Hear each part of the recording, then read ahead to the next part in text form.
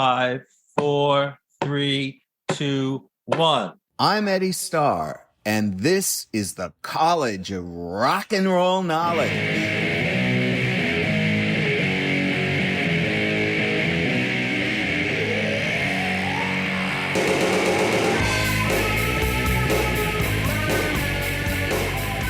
Class is now in session. This is where the music and culture that shaped a generation live on, and my own path through the world of rock and roll. I'm going to be talking to Mark Strothmann, musician, singer, songwriter, and a founding member of the Milwaukee, Wisconsin alternative rock band Toy Machine Gun. Bang, bang. First, some news from Ton Up Records. We just had a couple of album anniversaries. Informal Deviants by JoyBox, a band I put together with Bob Mars, turned 10 on August 28th. You can check out episode 11 of the College of Rock and Roll Knowledge, where I talked about the making of that album. We're also going to be releasing some live videos of JoyBox direct from the archives on my official YouTube channel. So stay tuned for an announcement about that. And LA Country Punks, Blood on the Saddles, Fresh Blood, turned 38 on September 6th. This was the last album to feature the original lineup of Greg Davis, Annette Zelinskas, Ron Botello, and Herman Sinek. Some of my favorites are Help Wanted, Endless Highway, Baptist Church Blues, drummer Herman Sinek's version of Johnny Cash's Folsom Prison Blues, and Rawhide. Philip Paul Kelly's new single, Only the Lonely, is doing really well, so check that out. Add it to a playlist. If you're on Pandora, add it to your station. Also, and speaking of playlists, check out the Press Play series. Ton Up Records has put out, we have a label, Press Play playlist, which is all the artists, and then you have a Press Play for each artist. So Eddie Starr, Dean Ford, Blood on the Saddle, Toy Machine Gun, Philip Paul Kelly, essential tracks and deep cuts. So you're going to want to check that out. All right. Now, my conversation with Mark Strothmann. Be sure to follow Toy Machine Gun on all social media platforms. Check out their first two albums, Where's the Mansion and Split the Days, available now on your preferred music service. All right, Mark Strothmann. Good to see you, man. It's good to see you too. So, inquiring minds want to know, why don't we start with, a bit about your musical history. All right. Well, I always like to find out, what was it, a song? Was it, how did you get, what ignited that fire within you? Oh, well, then we'd have to go back to when I was really little, because I remember hearing my dad had the last 8-track tape that you would have for the White Album. And those songs were very bizarre. Revolution Number 9, Cry Baby Cry, Long, Long, Long, Good Night by Ringo. Really weird stuff for like a 3 or 4-year-old to be hearing. And that's what I thought music was. And I loved it. And I always looked for that kind of music growing up, aware in the 80s of entertainment and stuff. I didn't like the music I was hearing. And when it sounds a little, I've never said this out loud, but it's really, the truth is, I saw the movie Ferris Bueller's Day Off. And when I heard them do Twist and Shout, I lost my mind. And it's funny. It's just such a simple song. But I thought, I guess I never wanted to say that because I thought maybe it would be like a trendy thing to say. But anyways, right after that, I went and got all of the Beatles stuff. And that's all I listened to, that and oldies. And then I wanted to write music and I definitely dabbled with it. But I wanted a guitar, and I could never get one. And so, jump ahead to just before I went to high school, my friends told me that, going into high school, like you can't just listen to the Beatles, you gotta like start listening to Metallica and Iron Maiden, or, we're not going to hang out with you anymore, and wear these, Skids and Z Cavaricci clothes and stuff. So I went into high school and I had probably half of Iron Maiden's albums, half the Iron Maiden albums, most of the Metallica, and I just still didn't get it. I was listening to it, but it was just too much on the ears. It just sounded too loud, and who would listen to this?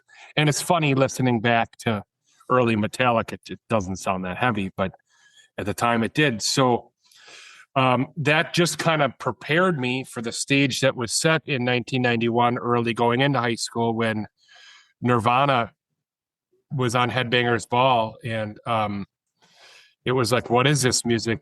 Nobody really truly thought it was metal. But within a matter of 2 weeks, everybody, at my school kind of wanted to be in a band. And that's when I really was like, I want to play. And so I decided long ago, when I was probably maybe 8 or 9, that I was going to play the bass. I'm a bass player. And to this day, if in my own head, if somebody's a bass player and they didn't start with the bass, they're not really a bass player. I don't care how successful you are either. But you got to be a bass player first. I don't like it when guitar players play bass lines over, and that's fine. Even if it's better, I just feel like it's missing a real important element to the bass.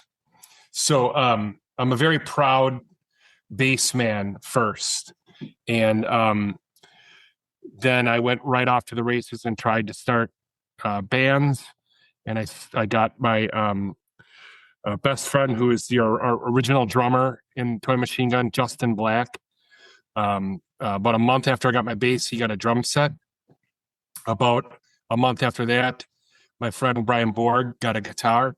And about a month after that, my other friend John Vold was playing guitar, and I was teaching him how to play "Smells Like Teen Spirit" with a penny, as a pick. And then that was Iron Skull, and we wrote a song called "Asylum." Just all like stuff a 15-year-old, 16-year-old band would do, and it ran its course. And the band broke up, and I was absolutely devastated, and I'm just like this little kid, And so I tried playing with other bands, and I was a late blossomer. I didn't really, start to develop until my later in my junior year and stuff. And it was a little embarrassing. So for whatever reason, I auditioned as a lead singer of a heavy metal band. These guys were like in their 20s and stuff, and they were like, you're not ready yet. And I was like, what do you mean? And so I just kept putting myself in these situations, playing with other bands. And it's funny to look back on it, because I don't know why I did all that, but I just wanted to be in a band. And so finally, there is this band that was playing the same gig with Exhaust, which was the band Sam was in, and the guys who kicked me out of Iron Skull had reformulated with a different bass player. And so their other band, they didn't have a bass player, and I was playing on Joe Shakula's bass because he was the bass player for Exhaust, and I was trying to show everybody that Joe was really a shitty bass player, and I was really good. And so they had heard me and wanted me to join their band, and I did, and we played stuff, and it was fulfilling. But they were really professional musicians, and I was just lucky to play with them. So then I graduated school, and I view it as almost like being drafted by a heavy metal band because, you know, it's why I grabbed the bass. One of the reasons is to always be needed. You know, it's a lot easier to find a guitar player. So these guys came knocking at my door and wanted me to join their band. I didn't really seem to have a choice either. We were signed to a label right off the bat. It was just kind of like, okay, great. So I joined Vas Furious, and we went on and practiced. And Chad Larkin was our roadie. And all this time, you know, getting kicked out of all these bands and stuff, I was always coming back to Chad, and we were always playing, learning Pantera and Metallica, Megadeth, Slayer. I was teaching myself how to play every Nirvana song, Alice in Chains, Metallica, Slayer song, Sepultura on a $6 little mini acoustic guitar. And we had our guitarist quit Vas Furious, and they wanted Chad to join and replace. And I was like, Chad's not available. And Chad wanted to join. And so right around that same time, I had run into Sam, and Sam had said something to me once. He said, I wish we'd kick out our other bass player and, you know, be the band with you. And I was like, well, dude, man, that's all I need to hear. I love you, you know, like, let's start a band. And so basically that's exactly what we did. We used Exhaust minus Joe Shakula, who would stop playing bass anyways, and had brought Chad in. So it was like a 5-piece toy machine gun. And we played and worked on songs. Every Monday, Sam would come over, and we would have a songwriting session. And then after like school had started for college and stuff, John Vold and Justin Black, you know, they had to go and, you know, go to school and become professionals. And Sam and Chad and I were like, you know, working jobs and wanted to just do this. So that's what we did. And we played without a drummer for a while, had a lot of Monday practices where we just wrote. And then we had heard about this drummer from Shorewood that was connected to Sam's group of friends. And we went to this party, and we met this guy, Davey, and we said, do you want to join the band? He said, yeah. He said, okay, let's go back and jam. We literally left this party on the east side, went back to the house and jammed our 5 songs, pumping our fists in the air. It felt absolutely right. And then we went back to the party, and we're like filling our cups and hanging out. I don't know where the energy for that kind of time went in my life, but we had a lot of energy, and we went for it. So when we met up with Davey the second time for band practice, he told us that he was moving to Green Bay. So it was just like we could never really have a band like to practice, you know. And so we just kept up with our Monday sessions. Davey left his drum set behind, which is great because it was in my bedroom. And although he told me I couldn't play it, I beat the shit out of that drum set every day when I got home from work. And we would drive up and bring Davey back for band practice every other week from Green Bay. And then we started playing shows. So by the time Davey came back from Green Bay, that's basically when like Toy Machine Gun was ready for the world. We had, 8 songs, and we're working towards the next 2, which was like Fond du Lac and Sonic Legend. And I would say that's kind of the story. Getting to be able to make music with a band and finding that right band. We had, Justin Black as a drummer and Rob Rinke as a drummer in our band, and I love those guys. And they were really great for any time that they were with us. But Davey was just always like, it felt like he was that was the band. And like we had like this magic quality when we were together, all of us. Our bad qualities could help the songs. Our good qualities could help the songs.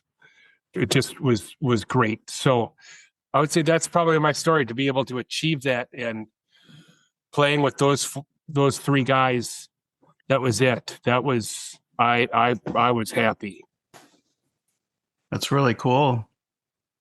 So going back to your selection of bass, was there any other reason that you decided to play bass other than just wanting to always be employed? My cousin Kendall told me, if you play bass, you'll always be in demand.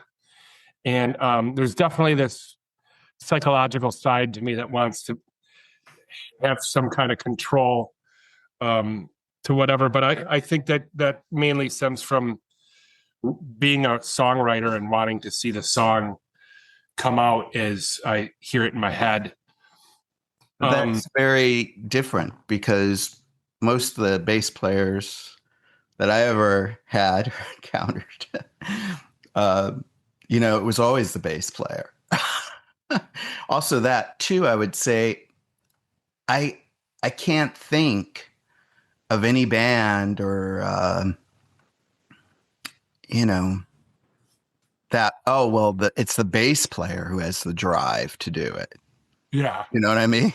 You don't really see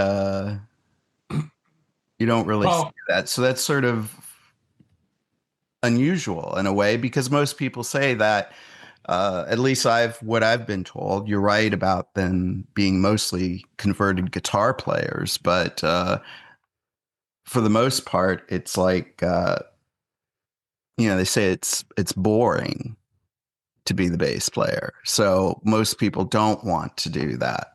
Yeah. You know what I mean? And it's sort of like the last thing, like, oh, I can't find a bass player. Do you know how to play bass? Can you just play bass for us, and stuff? So that, you even look at the Pistols, like it's Sid Vicious, I would say Glenn Matlock, the original bass, who was, obviously awesome and an amazing songwriter himself. But, I think he plays guitar now still. He doesn't, I don't know about the bass, but with the Pistols, he plays bass. But that's just a different, an anomaly, I guess. Is that the correct word, in the Matrix? Yeah, I would say, or maybe that's just an experience that I had that I don't know what I'm talking about, but well, to give you the other side of what you're not saying, I would say, yeah, a lot of the best bands have really good bass players. Paul McCartney, Pink Floyd, where the bass players are the leader, yeah, I guess you're right. Well, yeah, I never thought of it that way, but maybe it's just that I've always been focused on one specific side of the thing, my with the stuff that I was into, or the stories that I heard. And maybe, like I said, that you're right. Paul McCartney and what I guess maybe Geddy Lee from Rush. Yeah. Well, I think what happened is I'm glad like I always wanted to be a bass player, but I'm glad I landed on my feet that way, because what I realized is as I wanted to, when I heard Cliff Burton play with distortion and a wah, I mean, my mind exploded, and it was just like, you can do this with bass. You can make the bass sound like a guitar. And so I really went in there and tried to learn how the best bass players do it. Steve Harris from Iron Maiden, he went through band members just left and right until he was satisfied. He was never satisfied. There's an ad from a Melody Maker newspaper that I happen to just so have from '76, and it's from Steve Harris, and his phone number is in there. It says, "Keyboardist wanted, no posers allowed." But one of the guitar players at one time or another that came in the band said, you should really consider playing with the pick. And Steve Harris just kicked him out like for that. And so I love that kind of oddball commitment. So I learned how to play with my fingers and just, go as fast as I could. And then the third finger, so your second finger wouldn't get so tired, and the double finger, so it could sound like you're playing with your finger almost as a pick, so you can get the double sound. And I really worked on that right out of the gate. And then I went to bass lessons, and they tried to teach me slap, and all it is a guitar player trying to show off, or a keyboardist trying to show you how to play bass, because they're in there making their little money as a teacher or whatever. I never really had a teacher that really taught me anything. I think it was more of my inspirations. And so anyways, when I saw the melodies and the things that you could do on bass, that's when I started to find my way as a bass player and kind of do more of the melodic things that I think that I do in the band now. Oh, that's cool. So what about Toy Machine Gun? How did you come up with that name? Who came up with that name? Jim Mead came up with that name. There was a song in the band Boss Furious called Toy Machine Gun Death Surf. And it was about, I like to drive around in my car and point my toy machine gun at people. Now, this song is being written in like 1994, 1995. It's a little bit safer of an idea than it is now. But I mean, that's sort of like, that is sort of like rock and roll, right? I mean, to me, that's what that is. That sort of goes to the essence. Rock and roll is about aggression. It's about power. It's about, going out there and kicking ass. It's not, that was the whole sort of, I guess you could say, the whole thing of like, not to sort of, how do I want to say it? Like the whole progressive rock thing of the 70s, that sort of punk, or maybe the late 60s when, with the Stooges and, all the stuff that came on from there, that whole back to the basic type thing. Whereas, and I think that name sort of encapsulates sort of that spirit, Yeah. And that's why it's cool. And that's the thing. It's about what's forbidden, right? It's not about what's acceptable. Yeah. No, I was just talking to someone about this musician who recorded this beautiful melodic guitar solo, and in the band, the guy didn't like that. And so he's like, just rip it up. And so the guy is getting pressured. And he's like, finally, he just kicks his amp, and he's just all over the place. And he's like, that's it. That's the take. I love that. That's rock and roll, Yeah. that kind of stuff. I mean, you want to find a good happy medium. I'm sure it was a dire time in that moment, but I love when you can bring actual because I like to keep it real. I don't want to be feeling fake. I don't like to repeat something I already said or have the same conversation I had last week. So yeah, I think rock's for me, Yeah, that's cool. Also with the bass, when you're approaching, for instance, whether it's a recording or you're doing a live thing, uh, how do you, because a lot of bass players, at least, well, not a lot, but I'm trying to get these questions phrased right. But the tendency, at least I've seen a lot of bass players have the tendency to like overplay and stuff. And how do you gauge like where you fit into the song or what's right yeah. for the song, as opposed to like these over, guitar players do it too, like during the metal years and that whole million notes a minute and all that stuff. Do you do you have any thoughts about that? Oh yeah, a lot.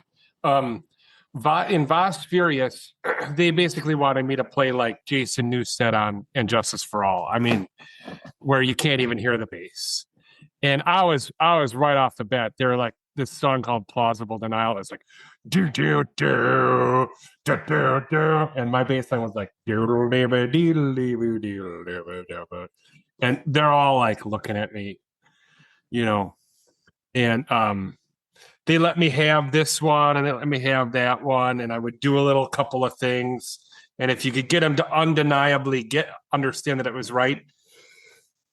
But at the end of the day, they were just like, just play what we're playing, play the root notes. That's what you're supposed to do in a metal band, and it just drove me nuts. I'm really thankful that they did that because it made me grounded in my metal roots. And so when I think to answer your question, the first thing I think of is Steve Harris from Iron Maiden. He could never take it over the top. He could play all these bass notes and just ride it and outshine the guitar solo. It's never going to be too much for the song, and it's still going to be metal. I think Paul McCartney does a really good example of that. I don't think I ever try and imitate or even think about what Paul McCartney does on the bass because I've been a fan for so long. But Paul McCartney's biggest influence was James Jamerson from Motown in Detroit. So he'd play with the one finger style, and his bass lines were incredible. And I don't think he ever overplayed it either. He kept it to the one finger limitations. So yeah, I mean, I think prog and stuff is kind of like just putting it all out there. And now you're going to hear this, and now we're going to go into like this little melody, and then it's going to be really intense and all of it. And that kind of stuff is it's like symphonic, It's just, I can't follow. So short of an attention span. The whole song's got to be something you can follow all the way through, Yeah. Yeah. So what about the rest of the guys in the band in terms of, your guys as a unit and writing songs together? Now, are you the one who pretty much, is there anyone in particular who drives that and drives the writing?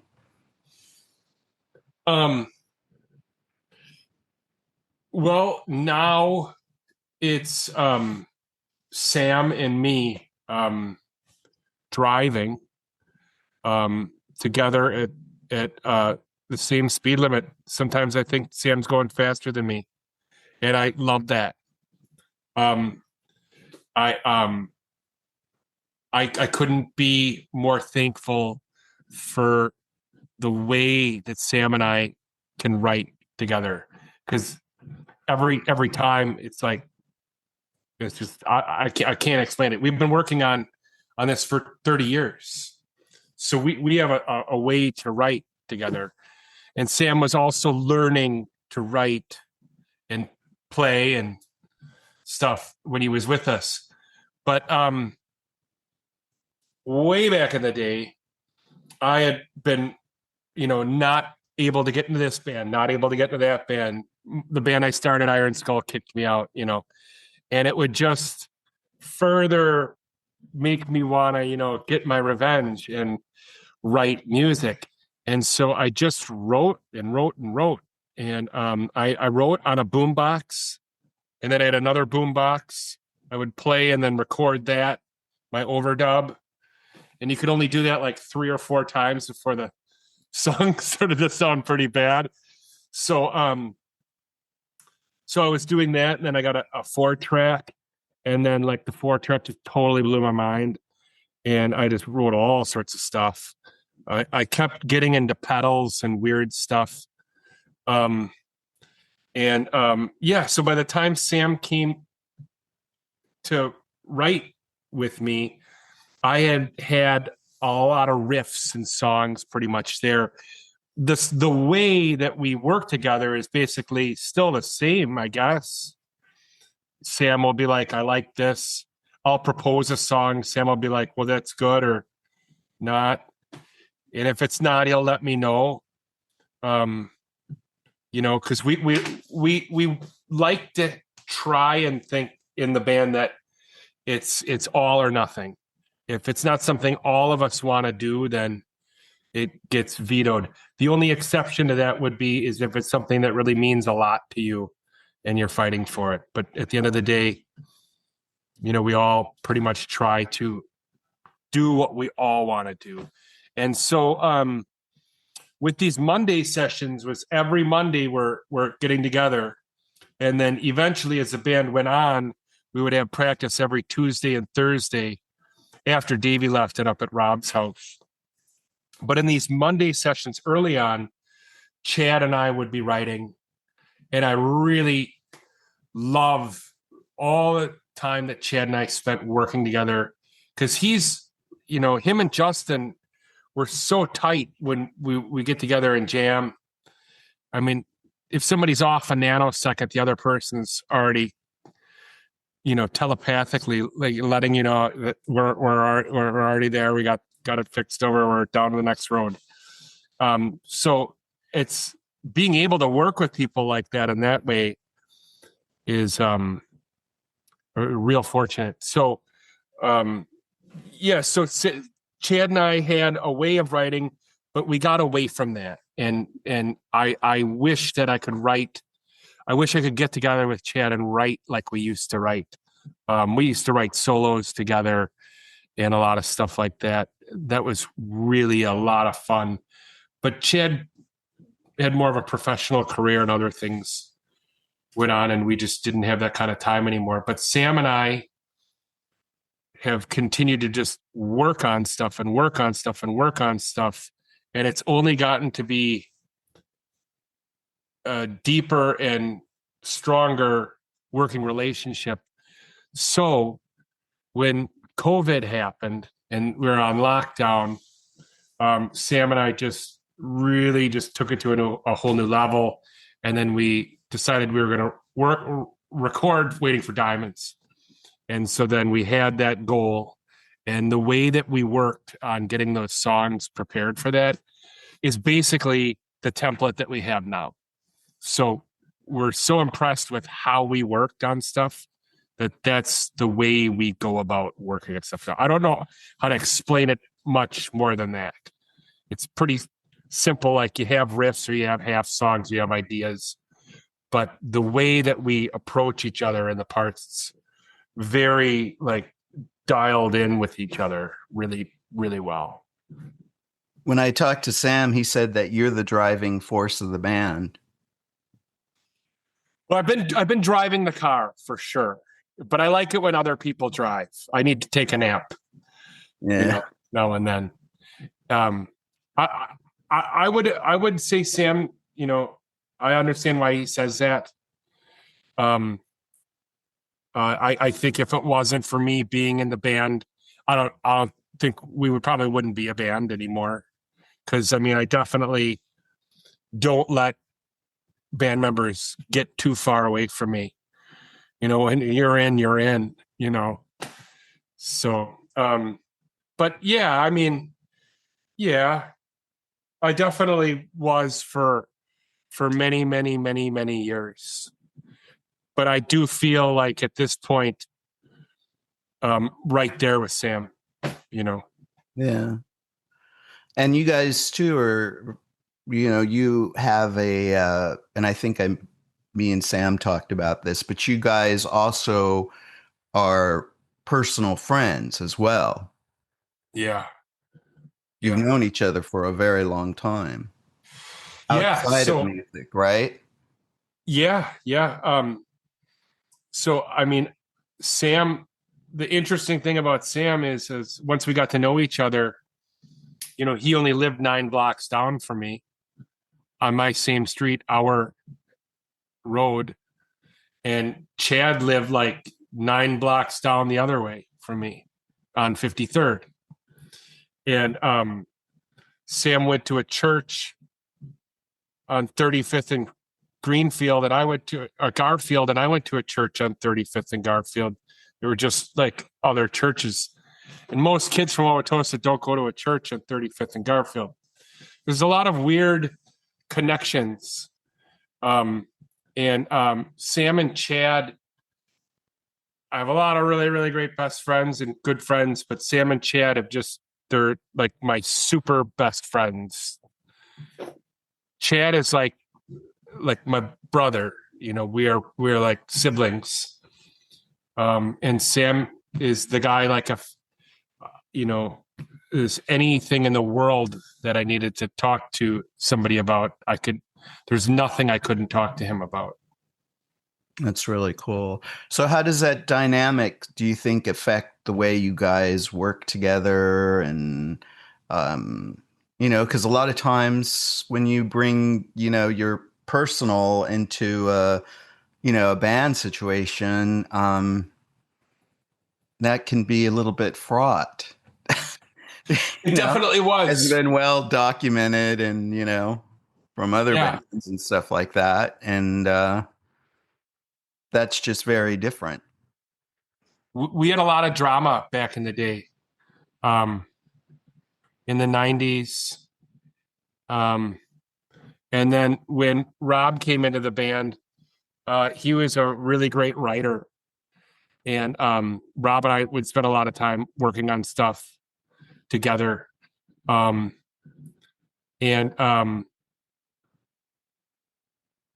I think he was kind of never able to be as close as like friends as Chad and Sam and I were, you know. So, and then we go back to Justin. He's known us our whole lives, so it's, you're really, in the pocket with him there. I just think that's what we feel familiar with. There's a lot of love. It's like family. These guys are my brothers. I mean, there's nothing like being in the same room with Chad and Sam together. I mean, that's it,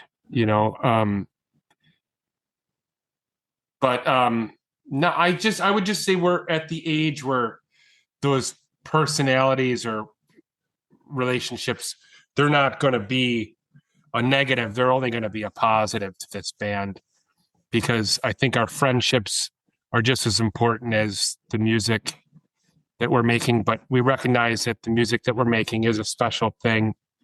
It also kind of documents that. So, yeah, but I mean, I think that's keeps us together. Yeah, but I think that the overall dynamic and that whole idea, it's sort of like you guys have created your own world. Do you know what I mean? Like when I look at, some of your videos and some of your stuff, and it's like you're in another. It's like you guys have sort of had this vision, and it's it's of your creation. Yeah, it is. Which is sort of, it's very different. in some of our songs, we're referencing things that happened in a Disco Man movie that we made. Yeah. So, it's kind of like when Wu-Tang Clan is talking about the 120 lessons or something. You have lingo of your own, group and culture and friendship come into the actual songs. It's great.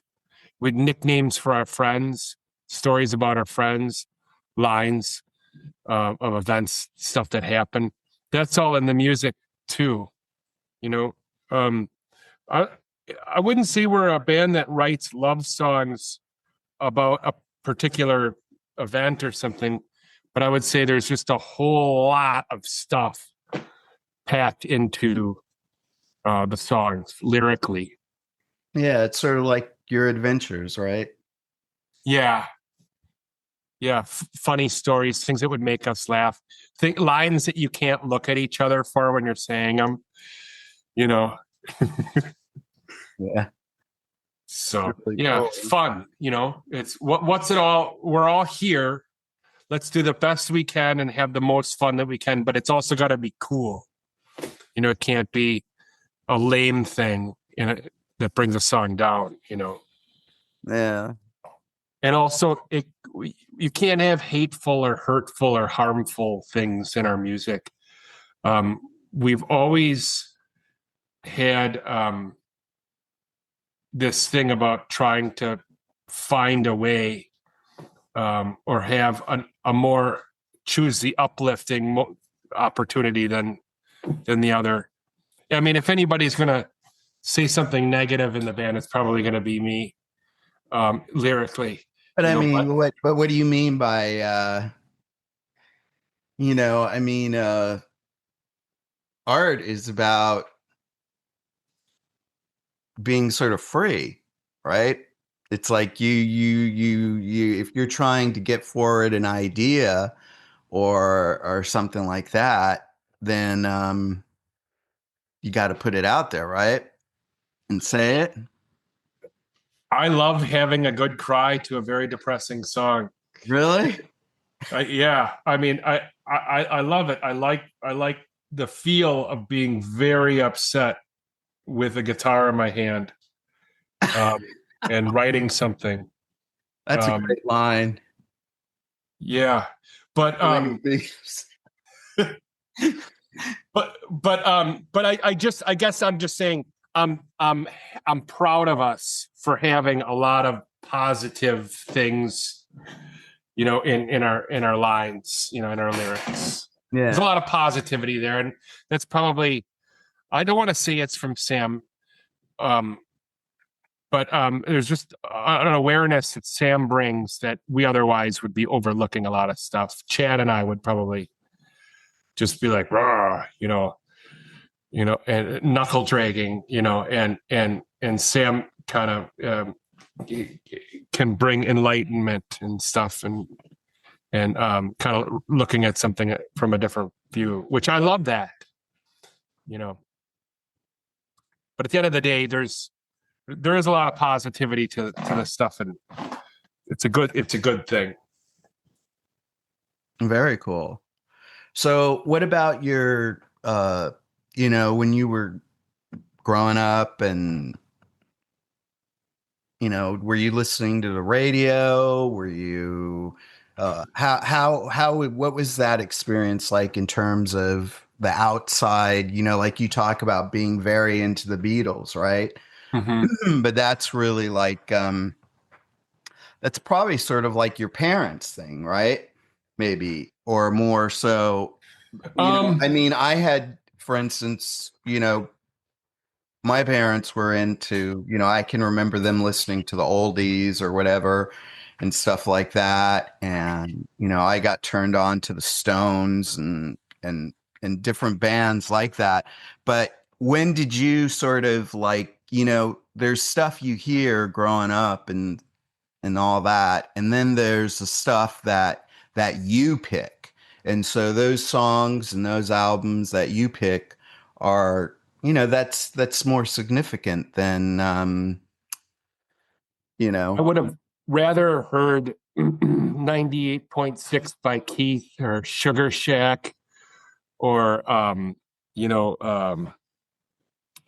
Sea of Love, or Blue Moon, than Rock the Casbah, or whatever they were talking about, Echo and the Bunnymen. I don't even know a song that they do. I don't even know who they are. All these bands with these weird names and these weird 80s colors and stuff. I just didn't get it. And I was getting the oldies channel. When I started listening to the oldies channel, they would even play 40s, 50s, and 60s. 70s what hadn't quite made it into 87, 88 when I was tuning in. I just got that music. That's what I liked. And then I've always, we have a family business, and I've had to work there since I was very young. And I would have more of a social role by the age of like 9, 10, 11. And by the time I was, 12, I was managing and stuff. And I was just always having to talk to people that were older than me and stuff. And I think I've always been able to get along with people that are older than me. But the one thing I think is that I have these things that I like and naturally gravitate towards. And I think when I would talk to my peers or people just even, 5, 6, 7 years older than me, I determine that what I like for a reason, and they just don't see it, and they like what's hot on the radio. Some people just like top 40 stuff. There are people who just, I don't understand it, but when you ask them, what do you like? Oh, whatever's on the radio. I just don't get that, And so when I started listening to actual radio after like Nirvana blew up, and we'd put the radio on at work, and you would hear, the same Led Zeppelin and AC/DC song and Styx song, every other hour. It was offensive. And, I would be offended when they do a 3 set and they'd play 2 Alice in Chains song and 1 Mad Season song, or 2 Pearl Jam and a Temple of Dogs song, right? Or 2 Soundgarden and a Temple of Dogs song. I think that's lame and uneducated and not very, full of passion. So, I get upset when I see a billboard advertising, a chicken sandwich with a tomato on it. There's things I'm very particular about, so that's how I've always been. So I love how particular I have been with music, because I'm extremely black or white. I could pay absolutely no mind to a band for, 40 years and then suddenly be completely knocked out by them and then learn everything about them, in 6 months. But I'm thankful that I'm that way. I really am. I'm glad I missed out on the 80s.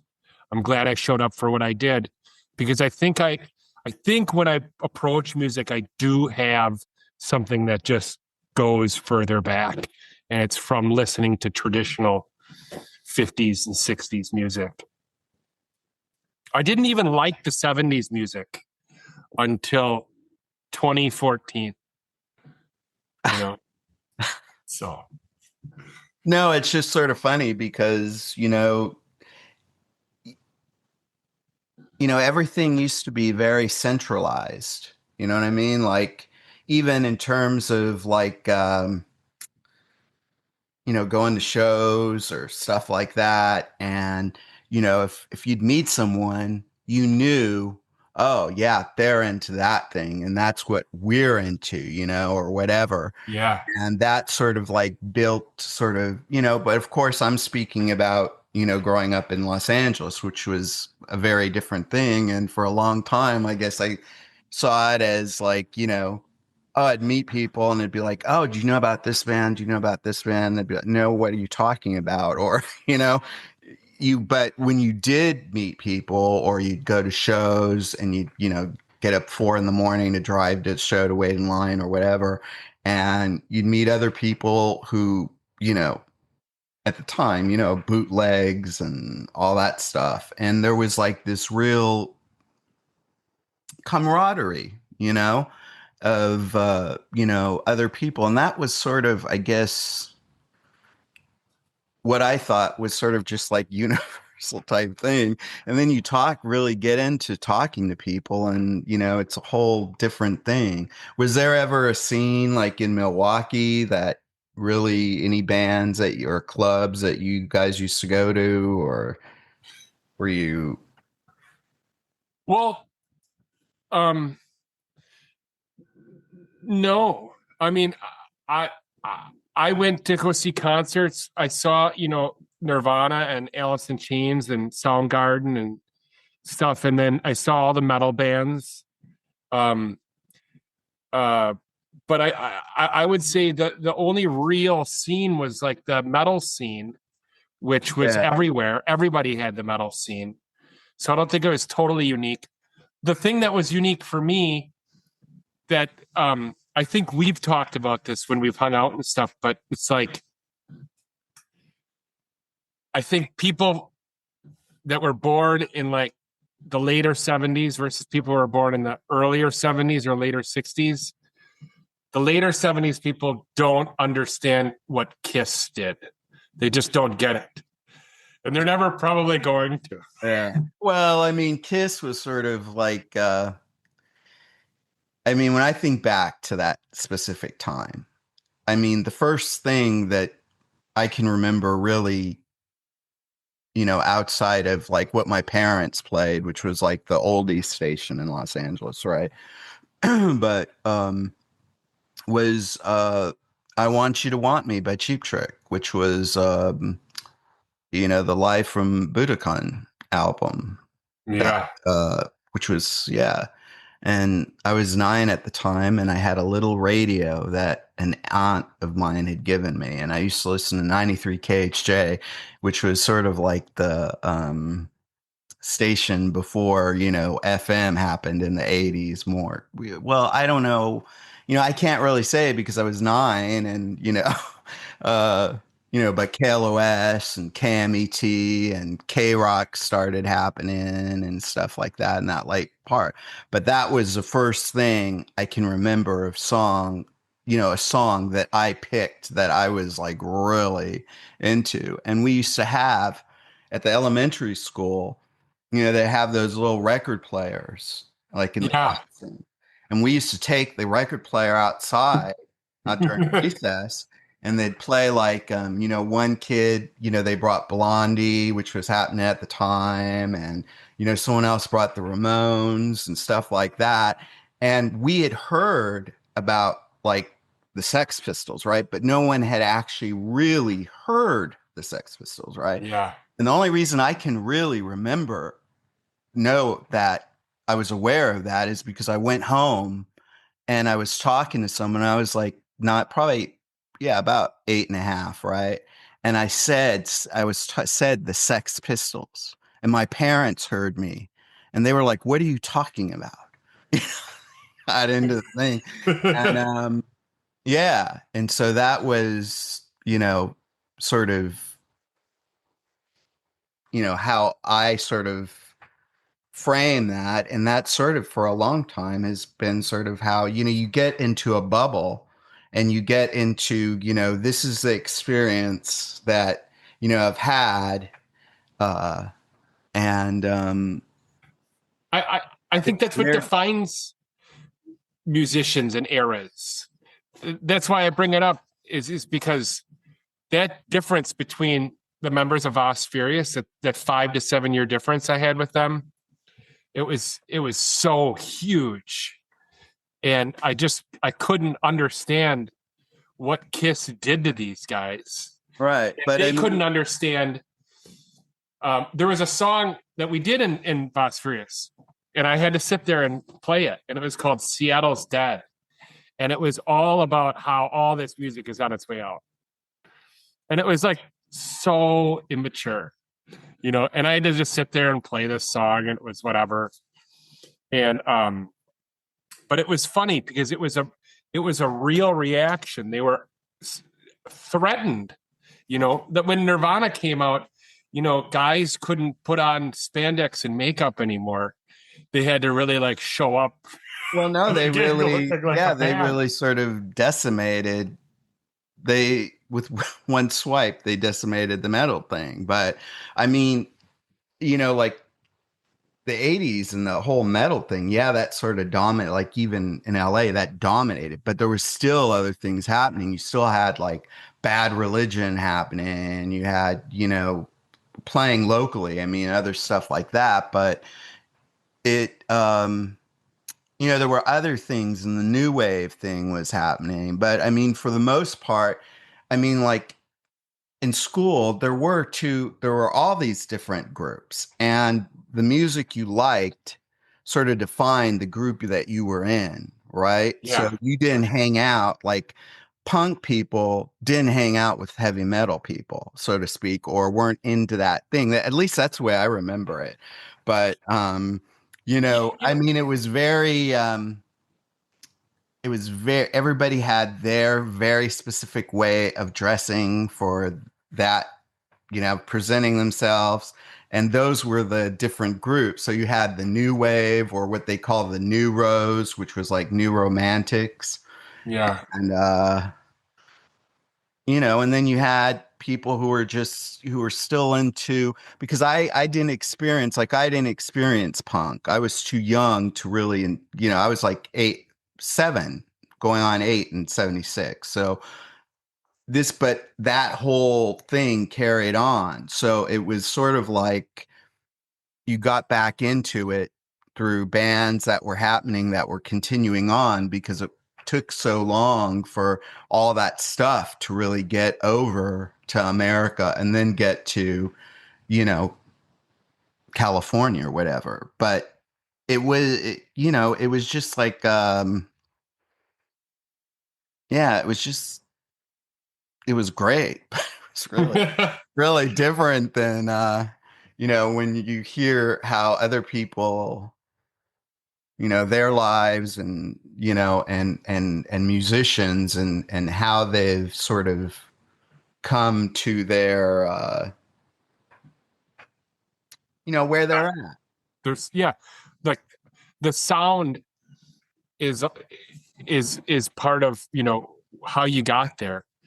And if I come in with my Beatles thing, and Chad was very, very heavy metal, and Sam, you know, had listened to Pink Floyd and jam bands, and Davey was into like, you know, top 40 stuff and hip hop, and that gave us a foundation of you know, different elements to pivot back on.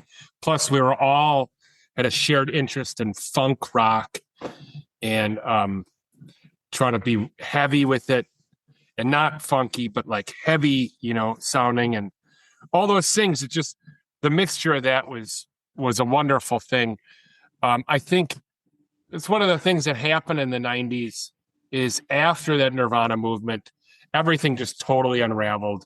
People are just wearing, you know, cliche weird shirts like, you know, I'm Joe the janitor or whatever. And, you know, like it just kind of went, it just kind of all totally fell apart. There wasn't, everybody Yeah, kind of looked the same. I would, yeah, on one hand, I would say that to a certain extent, but then I would say that if you know, the one thing that sort of defined really the whole original English, which to me, the English experience is the definitive experience of punk. But the one thing that was amazing about that is how they not only created their music, but they created these amazing looks. Like, you know, if you look at, you know, Billy Idol, or you look at the Sex Pistols, or you look at Susie and the Banshees, Yeah. you know, they created a whole, well, going back to what I talked about in a different way with Toy Machine Gun and your experience of you guys growing up together and that whole thing. You created a world. And that's what, to me, the original sort of experience, the English experience of punk and what they did with that. Because I mean, I love Nirvana and I loved a lot of the stuff from the grunge. I just felt like, that's cool, but that whole sort of subculture part of it that, I look like who did it and what for, sort of didn't really get it. I mean, if you go back now, and some of the stuff like Generation X, Billy Idol stars, I got into after like Rebel Yell came out and all that stuff. But you go back and you look, and they all look amazing, and they had these very definitive sort of characters they created, and I Yeah. thought that was really, I love that. And then from that sort of went back to the whole British glitter and the Sweet and Susie Quattro and Alice Yeah. Cooper and all that stuff. So, I You can't mean, have Joan Jett without Susie Quattro. yeah, that's true. Yeah, Susie Quattro's great. I like her a lot. But all that stuff, I mean, it was all through that whole thread, so to speak, of finding that and then going, oh wow, and then at school someone was like, oh, well, if you're into that, then you need to go in this. And that was really, it's funny. I talk to people here, on the East Coast and their experience of going to school, and they talk about their clubs and and all their stuff, and I'm like, I can't even remember going to high school for us was like, oh well, what are we going to do this weekend, so let's like we're making our plans, we're showing up, we're looking cool, and then that's that was high school. It wasn't some big serious sort of thing, but yeah, so I guess but going back to that whole thing with Toy Machine, that's what you guys did. You created your own world. And I think that like some of your songs, like and I mentioned this with Sam, but like 106 Miles or some of the other stuff, about what's the one where you're going on about, Milwaukee beer and Oh yeah. the other one I'm talking about. Kentucky. Yeah, Kentucky. Yeah. But you really do. I mean, but you can tell that you guys are very much a product of growing up and that whole coming of age and that whole 90s period, because you do have that sort of that came out like, well, I don't want to say Rage Against the Machine, but that sort of like rap rock type um thing that Yeah. didn't exist like a decade before. But I will say that most those songs like that, like 106 Miles, oh yes, Cool Breeze, of course, Yeah. and oh, and World War Five. Yes. Yeah. That I is think like, the song Fatwater was about as close to the Rage Against the Machine sound as you could hear. yeah, but you guys sort of temper it. It's not so Yeah. it's like within your style. Do you know what I mean? Yeah. It, Yeah. it, it it works. It's not like, oh, I'm doing one genre now, and then on Yes. this song we're doing this. The album really works and stuff. And That's how it is. yeah, You and can't. when I first heard the album, and because like I said, I think I told you this. I didn't. Well, I listened to a little bit of it, and then I thought, oh, I'm going to send this to some friends and see what they think and what they come back with me at. They came back and they said this is a really great band and some great music, but those songs, like when I hear 106 Miles, it's sort of it gives me that whole Jonathan Richman and Roadrunner, and it does have that element that is just really, yes, and you don't hear that. A lot of times I listen like you, I'm very particular about what I like and what I don't like. And there's some stuff in between that, I get into and stuff, but Yeah, those are really, really great albums. And that whole element of, how you guys have sort of framed that and created that within this, world is pretty interesting. We I would say that the driving force that Sam was talking about within me is from a no bullshit. Um, this music is like the most important thing that there is to me kind of approach. I put the music ahead of my marriage, my work, myself, and the band. Um, and you know, I don't think anybody would get away with just ripping off a genre and bringing it into the band. Yeah, but I don't mean that. When I was No, not like you were saying, I but was it's just just saying, yeah, I just yeah, meant we're that just a lot of aware. times you hear people, and to me, when I'm listening to a record, I want to have a cohesive record. You know what I mean? It's got to work on that level of who are these, who is this band, and yeah, your songs, they're different, but they're yeah, but you guys have something in there that just makes it work. But that's your originality, and that's you making it work, and your commitment, to what you're doing, and taking that vision and bringing it forward with what you're doing. There's pain is like the fuel, you know. Um, what's really cool is all of that. It is a good sound. Um, but what we've been doing on Waiting for Diamonds and what we're doing now in the studio um, is when we played it to all of like our classic Toy Machine Gun fans that really knew us back in the 90s.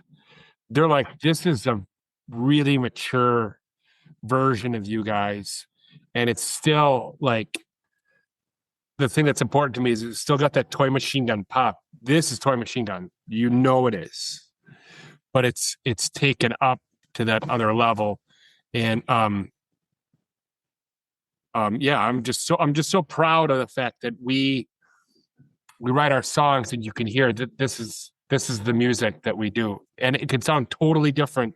It could be something we've never really done before, and it's very much us musically before you even hear a voice. Yeah, no, you guys have a definite sound, that's for sure. And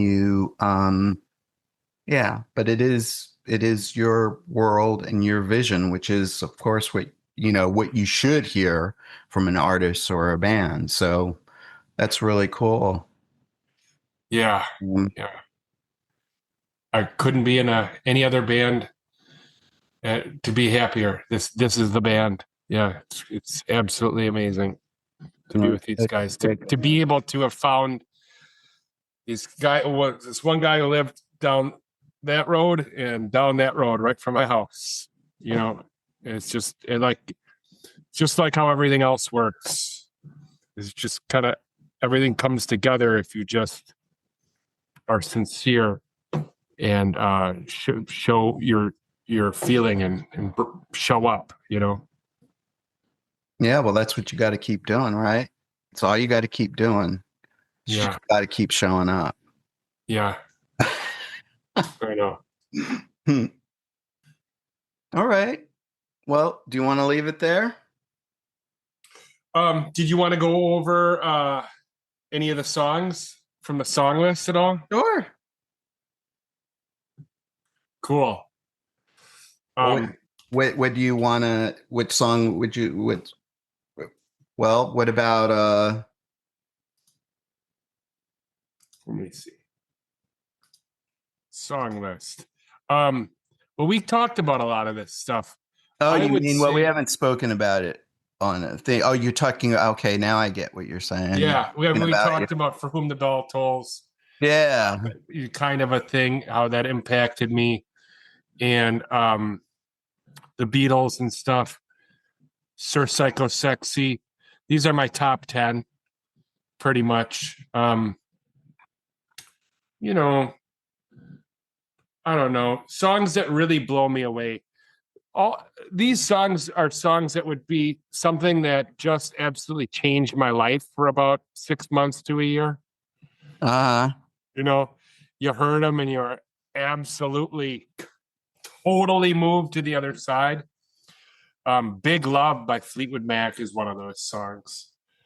I'm not a lyric guy, but every once in a while there's some really good lyrics and they're saying just right. You know, and then you listen to the acoustic version of Big Love. Listen to that. There's just one man performing that whole entire thing. It's unbelievable. Lindsey Buckingham is amazing. It's just unbelievable. But I would say I think I listen to the song Echoes by Pink Floyd once a day. It kind of calms me down and brings me to where I need to be. It makes me kind of thankful and appreciative of stuff. I think it's the best song ever written. And then another song that really, really is important to me is Rap Snitches by MF Doom, because before I heard that song, I really thought that there was really never going to be another good song again. And all the good music was pretty much done. And, life is going to suck because there's not going to be anything new. And I heard Rap Snitches, and it is probably one of the greatest loops in all of rap, and some of the best ear candy you'll ever hear. It totally restored my faith in all of music. So those would be my honorable mentions.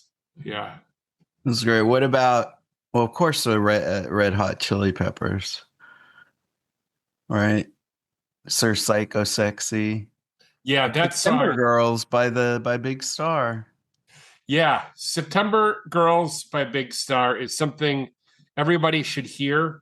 I would say that you have alternative music being invented by Velvet Underground in the 60s, and then the alternative style and sound is boom, September Girls.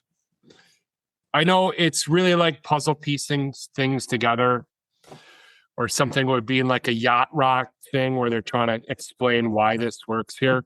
But just listen to those chords and that band's story. Big Star's got an amazing story, and that song is just so bright. And there's something about it it's just that they were a 3-piece, the drums, everything. My kids love that song. It's just one of those things that just, I heard that band and they just like completely changed my life for a few years. Just really positive. I'm actually in a state currently where I really don't feel like there's much more.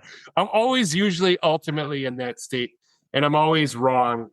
I'll go into a deep teenage fan club dive, or just turn on some Fiona Apple from her new album to hear that it's endless out there. You can always still make really good music. All you really have to do is be sincere, bring your heart, and be able to make it sound good. And this making it sound good, I think, is from experience, hard work, and practice, and knowing what people like. You can't just play and sing something and expect somebody else to think, oh, great job, sincerely from the bottom of their heart. If you really want to wow them, it's got to be really good, and that's what I'm not concerned with writing a song that's just all right. You already go into the studio with a really good song and it doesn't turn out right. So you already lose songs left and right that way. And, it should just be about what's the best stuff you can do. In Toy Machine Gun, I think we always put our best foot forward. So we're always trying to do the very best next thing. So once we've figured that out, this is the best that we have to come up. And then, time will hopefully something happens in there until the next step, I'm very proud of our music, and I'm very proud of my brothers in this band, including Joe Taylor and Justin, Rob, and Davey, and anybody who's been involved with us. Yeah, just couldn't be luckier. It's super thankful. That's awesome. That's awesome, Mark. Well, I appreciate your time. Cool. It's great to see you, dude. Yeah, We'll get caught up after Labor Day. definitely. Well, let me end this. Thank you so much for listening to the College of Rock and Roll Knowledge podcast. That was Mark Strothmann from Toy Machine Gun. Be sure to check out their albums, Where's the Mansion and Split the Days, available on your preferred music service on Ton Up Records. Until the next time, this is Eddie Starr. Rock on. I'll be what you want me to be. The darkness will turn to light. I'm your dirty secret tonight. Dream or not, then take a look inside. The Peepshow reveals what you hide. The College of Rock and Roll Knowledge is a production of Ton Up Incorporated. Copyright 2025, Ton Up Incorporated.